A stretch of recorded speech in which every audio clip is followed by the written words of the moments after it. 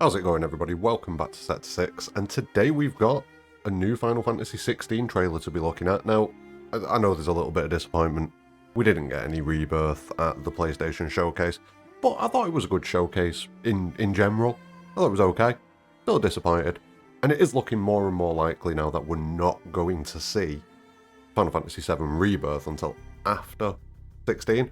Watch, now that everyone's accepted that, we'll see it at Summer Games Fest. Just watch. I can sense it. But that's not what we're talking about today. No. Today, we're talking about the launch trailer and what I assume is the final trailer for Final Fantasy XVI. Now, it's a bit of a beefy one. We're going to break it down, we're going to go through it, we're going to watch it together, and we're going to talk about what's going on.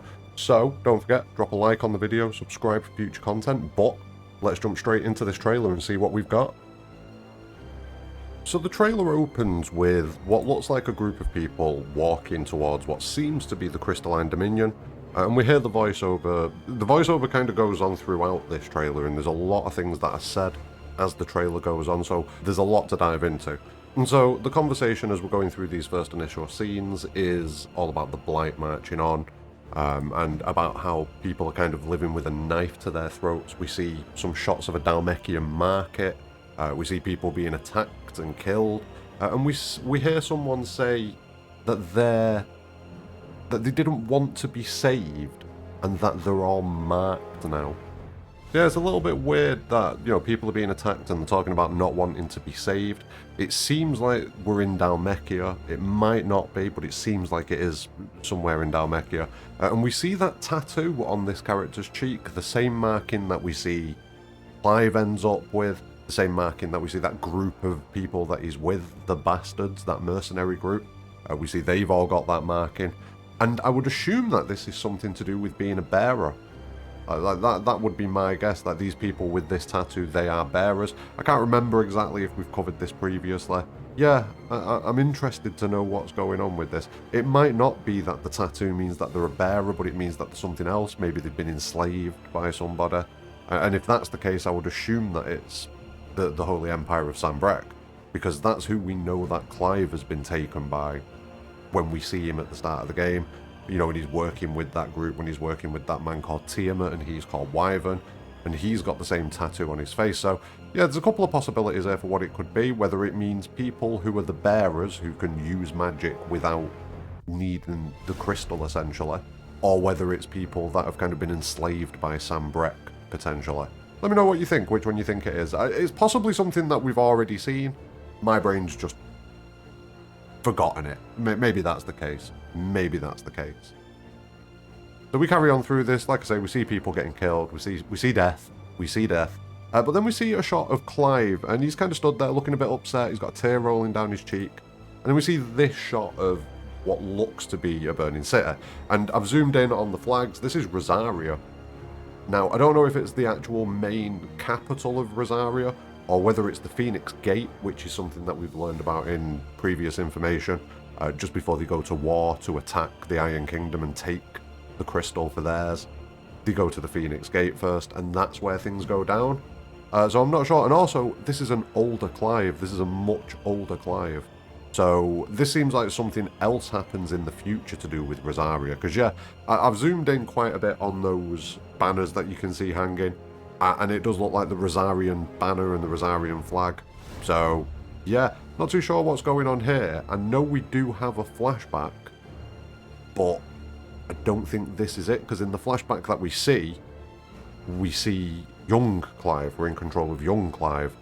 And this kind of makes me think that this might be... We've seen a couple of scenes where we've seen Ifrit fighting Ifrit, and we've seen a couple of scenes recently in trailers. I think we see it again in this trailer, where Clive is talking to Joshua, but it's adult Clive talking to what seems to be a vision of Joshua, or some kind of figment of his imagination, or some kind of manifestation of Joshua. I think that could go down in this area here, because it seems like this could also be some sort of manifestation, maybe. Maybe Rosaria continues as a puppet state and something else happens later on down the line, and that's why we get this scene. But yeah, it's very interesting. Very interesting little moment. And while this is going on, the voiceover talks about how every time you show your faces, it is we who suffer. Not too sure who they're referring to when they say that. I assume it could mean Clive and his group, maybe? Who knows? Anyway, we see some pretty cool shots of Cid and Clive, and, you know, there's a little bit of friendly banter between the two of them. We see some additional combat going forwards with Clive, and this footage here that we're getting now, let me try and stop it on, that's a slightly better looking shot. But this footage that we're looking at now, it seems to be pretty late game. It looks like we're in Sanbreque as well, potentially. Clive's got access to Bahamut, he's got access to Odin, so this is what makes me believe that this is probably quite late game. We seem to be fighting some very big, very angry enemies. We also hear the line, "The crystals take more than they give," followed by, "You mean to tell me that the mother crystals are the reason the world is dying?" That's quite interesting. A lot of us have kind of speculated on what the deal with the crystals is. Are the crystals like being choked off, or are the crystals some kind of harvesting type mechanic? Because as you can see, everyone's gathering closer and closer and closer to these mother crystals. The blight is pushing them closer and closer to the mother crystals. It's almost as if you wanted to gather everybody in one place. This would be a nice way to do it. You know, put a nice big thing there for them that supports them and helps them in their day-to-day life. And then around the boundaries, put an encroaching darkness that's pushing them closer and closer, making them more dependent on the crystals, making them more dependent on the dominance for protection. It could also be just the dominance talking. This could be from a dominant perspective, and maybe even a bearer perspective, because we know that dominants kind of slowly lose themselves, it seems, and same with the bearers. They use their magic and it degrades their body gradually over time. So maybe it's speaking from that perspective, and it's nothing, I mean, it is major, but it's nothing major plot-wise. You know, the crystals aren't trying to siphon everybody's life off or anything like that. You never know, though. It's possible. It's possible. Now we keep going and we see some enemies being shown off here, some classics that everyone will recognise, and then we come to this scene that we've seen previously in the main theme trailer video thing, which is kind of the opening scene of that, where they're all around a war table, and just after this, Cid jabs this dagger into the table, and that video continues. And Cid is saying, if they won't give us a say, we'll decide our fates another way. Are you with me? Which could kind of relate to many things. It could relate to the kingdoms, it could relate to the other dominants, it could relate to the crystals. We're not really too sure. It could relate to all of the above, potentially. But when we continue on with the trailer, the next scene that we see is in this giant room with the crystal, and we can see Cid just kind of looking up at it. And if you remember right, this, I believe, is the room where we see Cid with a cigarette hanging out of his mouth and what a lot of us believe is blood running down his chin, possibly having his last smoke, and maybe that's triggered by these actions. Oh, I didn't stop it right. I was really hoping to stop it right on a nice little moment. There we go. No. There we go. Action shot. Maybe it's this moment where he takes his sword and attacks the crystal. Maybe there's some kind of protective field or something like that. Cid gets damaged, Cid gets injured. Maybe the crystal, in retaliation, just drains him of his energy or something. Not too sure. Could be many things, but it seems like this is going to lead potentially into the death of Cid. You never know. You never know. It could be that he just gets pretty heavily injured. But yeah, we've seen a few things to suggest in multiple trailers that Cid not going to have a good time. Or he's going to have a good time, but it's going to end quite abruptly. This could be that moment where the good time ends, essentially. Then we get some shots of the different dominants and the different icons. We get combat shots of each of them. You know, we see Garuda. Now, this is quite interesting with Garuda here. Now, Hugo, he's kind of just angry when we see him fighting as Titan. But when it comes to Garuda, she's kind of, why aren't you dead? You're butter branded. Referring to, I assume, the tattoo on his face. Now, again, cycles back round to whether that means he is a slave of Sanbreque. But I kind of feel like it means that he's branded because he's able to use magic without the use of all of the other contraptions and mechanisms that normal people have to use. So she's kind of aghast at the fact that he's still alive and he's still able to fight back, because all he is a branded. Well, what's going on here? Why is this guy still fighting back? That's kind of the energy it gives me, and it leans into this kind of misunderstanding of what Clive is, it seems. It seems that in general people seem to think Clive is just one of these branded, but Clive is going to be much, much more than that. And as people, as different enemies tend to realise that, things may change. I think there's one person who already realises that, and we'll get around to him a little bit later on. We get a cool little shot of Dion walking through Sanbreque, and then we get some combat shots. Oh, that's an awful one. There we go, that's slightly better. We get some combat shots of him. We've not really seen a massive amount of Dion, to be fair. Let's go back a little bit. There we go. We've not really seen a massive amount of Dion Lesage, who is Bahamut's dominant. Yeah, we've not seen much of him at all. So it's nice to get to see a little bit. And the line that plays while he's on screen is, "Tell me true, do you believe what I'm about to do is wrong?" Not too sure what that means. Like I say, we've not had a massive amount of information on him. We know that we see Bahamut fighting Phoenix at one point, so could we see the dominant of Bahamut in the events of the Night of Flames? I think so. I think so. But it seems like he's going to be quite heavily involved. If my belief that Sanbreque is going to be one of the main antagonistic states going on, it's not a big shout, it's pretty obvious that Sanbreque's going to be important. But it looks like Clive gets there late game when he's got a lot of other icon powers and icon abilities with him. So yeah, maybe with Sanbreque being quite a big player, that makes Dion a big player as well. Maybe that's why we've not seen that much about him, because they're kind of keeping the cards close to the chest on certain points. This is one of the things that I think they've done reasonably well with 16. I mean, the proof will be in the pudding when we actually get the game. We'll know how much was given to us and how much wasn't given to us. But from my perspective right now, it feels like they've given us enough for us to speculate and have conversations about it. I don't think they've spoiled anything outright yet. Not necessarily, at least. I'm not 100% on that. Obviously, none of us can be until we get the game in our hands. But so far, it feels like they've done, you know, a good job of giving us just enough to keep us hanging and keep us speculating and keep us hyped without giving it away. And I appreciate that. I definitely appreciate that. Also, apologies, you'll keep seeing my mouse cursor popping up at the bottom. I'm not skilled enough to play the video without you seeing my mouse cursor, so I apologise for that. But yeah, it'll be fine. It'll be fine. Anyway, let's keep rolling. We then, after Dion, we get to see Jill. I was forced to kill. You do it by choice. And we get to see some Shiva, you know, scenes. We get to see some good times with Shiva. I kind of think this feels like she was enslaved at one point as well. I mean, we see her in chains being dragged along, but she could have just been a prisoner at that point. It seems like she was used to kill people, so she was used as a weapon as well, so Shiva was used as a weapon. Rough guess would be when Clive was taken after the Night of Flames, I would assume Jill was also taken, but it would make sense that she'd be taken by Sanbreque, unless something went wrong and the Iron Kingdom got hold of her, but then surely the Iron Kingdom would kill her? I don't know. I'm a little bit confused by who she was forced to kill by, but I'm looking forward to finding out. And when she says you do it by choice, I believe that is a scene that we've seen where she's facing off with Barnabas. But that could just be the way the trailer was cut. That's made me think that. So I'm not too sure on who she's saying that to. I was forced to kill. You do it by choice.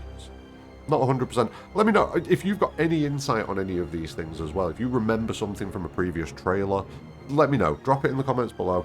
We're pooling our knowledge right now. That's what this is all about. We are pooling our knowledge. Now, the trailer continues. We see Joshua. Joshua seems to be healing someone, which makes sense given that he's the Phoenix. He says they don't believe in me. They believe in the power of the dominant. So we're definitely seeing a lot of conflict, internal conflict with a lot of these dominants, be it for various reasons. Even Joshua, who I assume we don't see a massive amount in the game because of how things go down. Even he's got that internal conflict going on of, do people love me or do they love the dominant? Am I more than the dominant or am I just that? Am I still me? You know, those kind of questions. I like it. I like it. I do hope that we get a lot deeper in that as well. But then we get another shot of Sidolphus, who, again, he's kind of musing on the state of things, and he says, you can't blame a man for wanting to bring an end to all this, can you? Now, I don't know if he's talking about himself there, because like I say, we do see him take his sword to a crystal. Maybe he's talking about himself. But could he be talking about Barnabas maybe, or someone else? I think it's most likely he's talking about himself, but I wouldn't rule out any other possibilities. I definitely would not rule them out. And the reason why I say could it be Barnabas that he's talking about is because very soon after, we get this shot of Barnabas in that what looks to be the bottom of the ocean or bottom of some large body of water, because you can see in the background at the top what looks to be the water parted. How that's happened, I'm not too sure. I've seen people speculate that this is Leviathan related, possibly, and that Barnabas is a secret Leviathan, that he's not really Odin, he's secret Leviathan. I don't buy that. I kind of think this is like a big Zantetsuken type moment. I'm not too sure. We'll find out, but yeah, just up here, you can just see it in the background there. But as this continues, Barnabas says some pretty interesting things. So, you continue on and he says, ever led astray by your blind resolve. Kind of suggesting that Clive's kind of getting stuck in his own... He's so pig-headed about what he wants to do that he's not seeing the big picture, potentially. And therefore he's being led astray because he's not seeing the truth of things. It's possible that Barnabas, right, so for a while I've been thinking that Barnabas is a bit of a red herring. They're showing him off and making him look like he's going to be this potentially big bad, not the big bad, but like the baddest of the dominants, maybe. That's kind of the vibe it's giving me. So there was an original feeling that I had that Barnabas was potentially a good guy. He was just a very stoic and very maybe misunderstood good guy. He exists in realms of grey, so he does the good thing, but he'll do the bad thing in order to make the good thing happen. Do you know what I mean? That kind of thing. Shades of Grey. Yeah, I think Shades of Grey is possibly going to be the right thing. He's got good in him, but he's also got dark in him. And yeah, this may change that. I'm not too sure. I've kind of hopped around on Barnabas a little bit, like what I think of him, because we see this kind of fight scene between him and Clive, and yeah, it's pretty aggressive. We get this shot of Odin here, and as he's attacking Clive here, he says, and thus is the light of hope severed. So this kind of makes me think maybe not a good... I don't know. I'm torn. I'm so torn on Barnabas, especially when you see that as he says this, he absolutely wrecks Clive. So he's saying, and thus is the light of hope severed, as he pretty much Zantetsuken's Clive. Bad guy, good guy, weird guy, guy who's out for his own thing? Because he doesn't seem like he's involved in anything that's going on with Sam Breck or anybody else. He very much seems like he's turned up, taken over a country, now he's got things to do. He very much comes across as that. But I still don't think he's going to be like the big bad or anything like that. He's obviously going to be massively important. I'm not sure where he falls. Like, he's talking about how Clive's being led astray, so is he trying to bring Clive back onto the right path?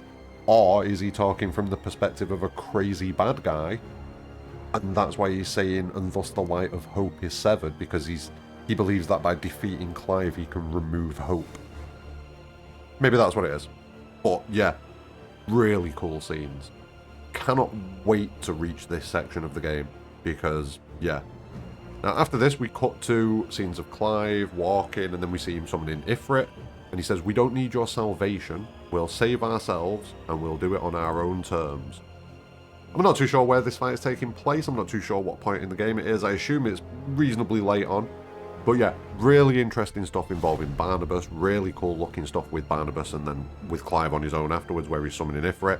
And then we're going to kind of hop through a few of the different icons. We get Sid saying, who are we? What are the dominants? We get Hugo saying that we are but mighty acts of God.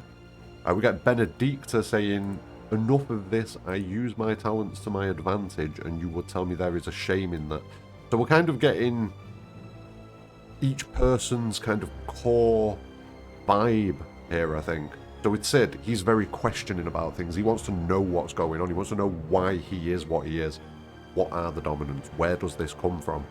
With Hugo, it's all about how powerful he is, and all about how he is an act of God, and how he is divine or something to that effect. It very much seems to fall into kind of like the power delusion sort of thing, though. With Benedicta, it's all about how she's used the skills that she's had at her disposal in order to climb through the ranks and, you know, climb to the upper echelons of society and things like that and do the jobs that she needs to do and get the information that she needs to get, because she was a secret service kind of person, it would seem. Again, you know, she's using the skills that she's got. We come back to Hugo Titan, and he's saying that we shared a dream that I would be king of the world, he says. So again, kind of plays into Titan being all about power and being controlling and taking over. That seems to be the vibe with Titan in a big way. With Dion, Bahamut, he's saying darkness has taken hold of you. It has made you forget yourself. And that is, again, another character that we would assume is on the bad side of things from everything that we've seen. You know, we can assume that Hugo, Benedicta, Dion, and Barnabas are probably bad guys. They are the antagonists of our story through various stages of it. Maybe not the main antagonist, but they are going to be antagonists at certain points in the story to Clive. And that's two of them now that have kind of said that he's being led astray, he's deluded, darkness has taken hold of him. If this is in fact directed at Clive, because we do see Odin and Bahamut facing off against each other.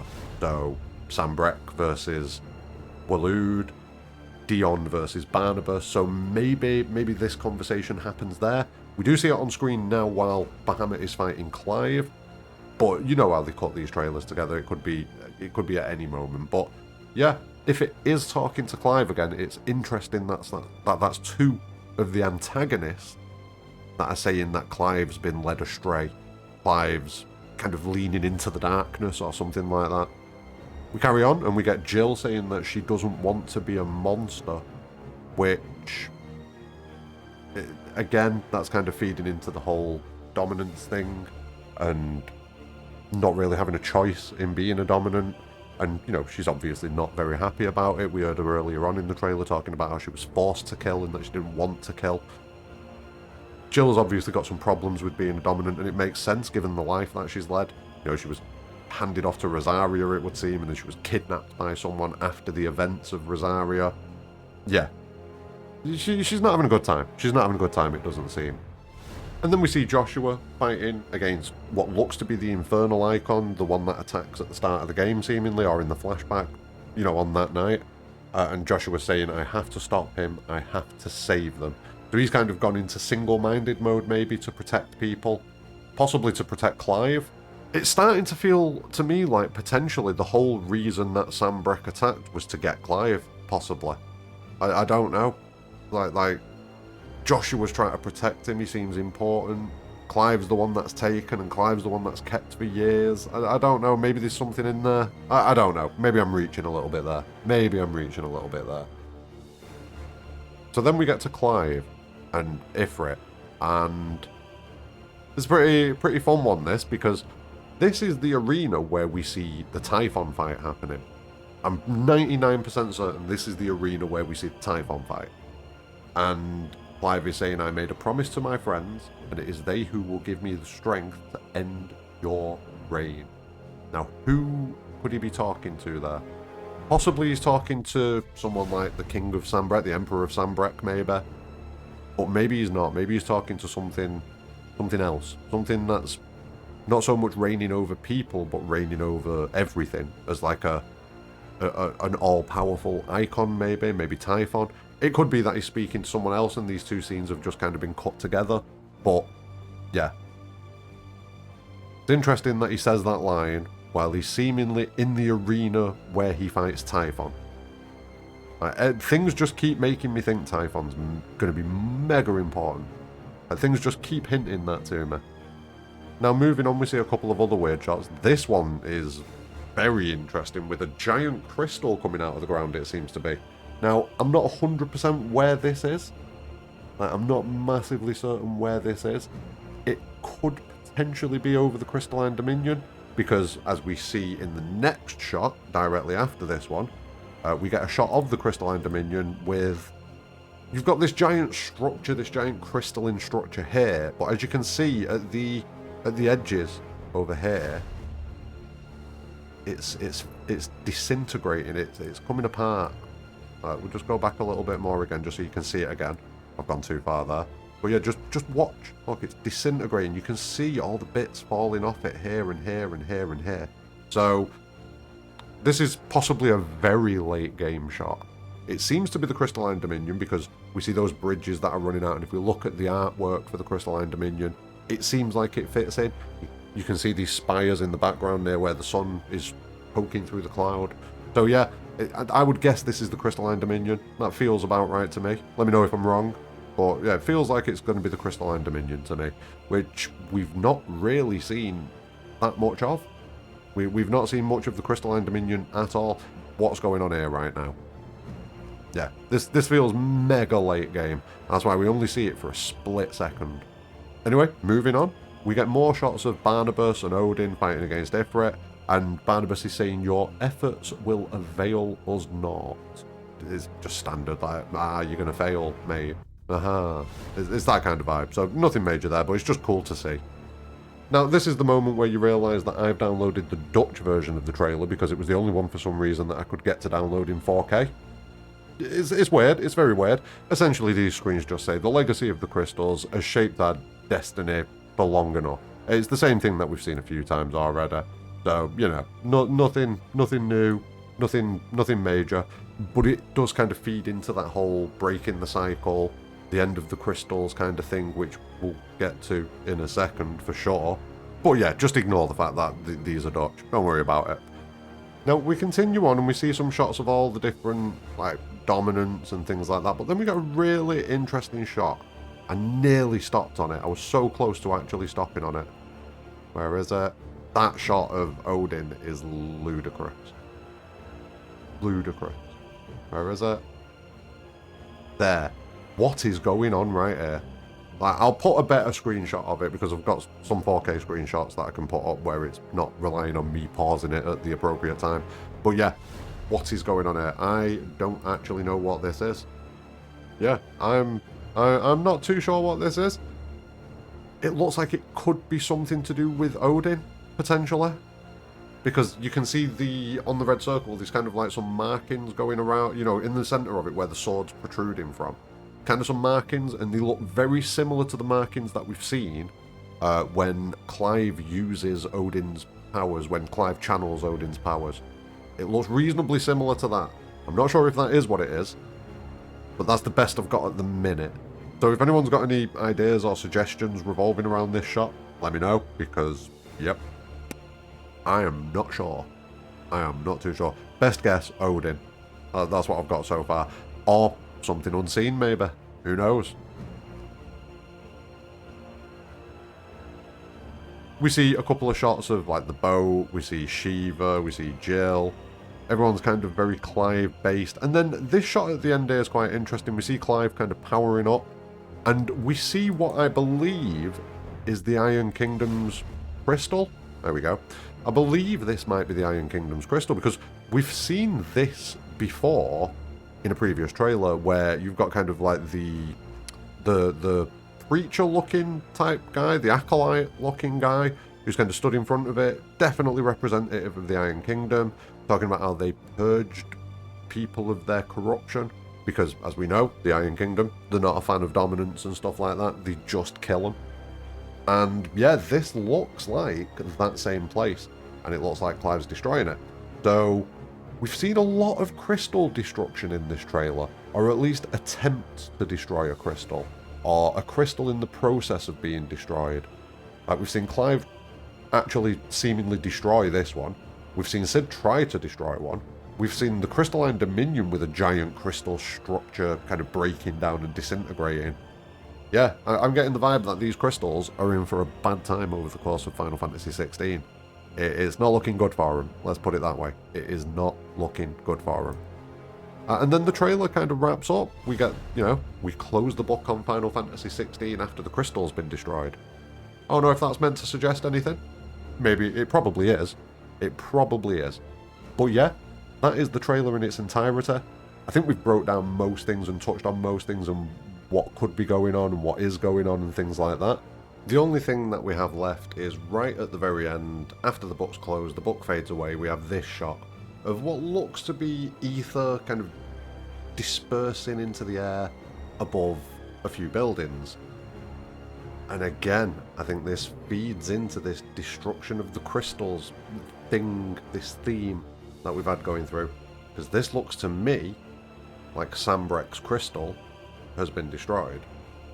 It just looks familiar, similar shape of buildings. Just let me know what you think about that one. This looks like Sambrek, but its crystal's gone.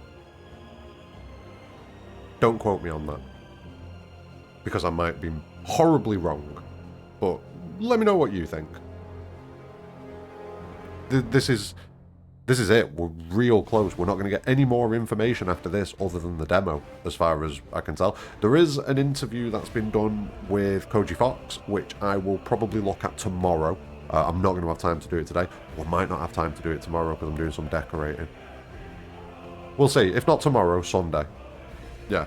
It's coming soon, though. There's a cool interview where he discusses the world of Final Fantasy XVI and things like that. He seems like a pretty cool dude. Everything that I've seen him on so far seems like a cool dude. So, yeah, we'll definitely look into that. We'll see what he's got to say. We'll see what information we can glean from that. But that's going to be the end of this video. So, yeah, let me know if you think there's anything that I've missed or if you've got any thoughts on anything that's been revealed in this trailer. There's a lot in there. There's a hell of a lot in there. But, like I say, let me know your thoughts in the comments below. Drop a like on the video, subscribe for future content, help the channel grow. You know, we're getting there. We're doing really good. I want to keep these numbers going. And, yeah, keep getting bigger and bigger and bigger. And that's thanks to you, so keep it up, everybody. Yeah, keep it up. But don't forget, more importantly than any of that stuff, have a great day.